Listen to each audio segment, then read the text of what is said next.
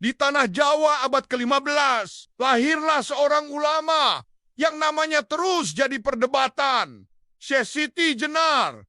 Ia dikenal sebagai guru yang mengajarkan kebijaksanaan, tapi juga pemikiran yang dianggap menyimpang oleh para wali. Syekh Siti Jenar mengajarkan manunggaling kaula Gusti, bahwa manusia bisa menyatu dengan Tuhan. Ajaran ini membuat banyak muridnya tercerahkan, tapi sekaligus membuat para wali resah karena dianggap berbahaya bagi tatanan masyarakat. Ia bukan hanya guru, tapi juga tokoh spiritual yang berani.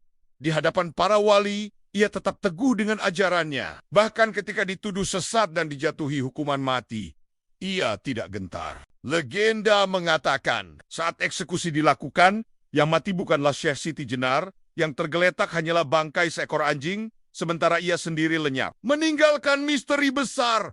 Apakah ia benar mati atau justru mencapai kesatuan sejati dengan Tuhan? Hingga kini, kisah Syekh Siti Jenar tetap jadi perdebatan antara tokoh sesat atau wali yang tercerahkan. Bagaimana menurut Anda? Apakah Syekh Siti Jenar seorang pemberontak atau seorang sufi agung? Jangan lupa like, subscribe, dan tulis pendapat Anda di komentar.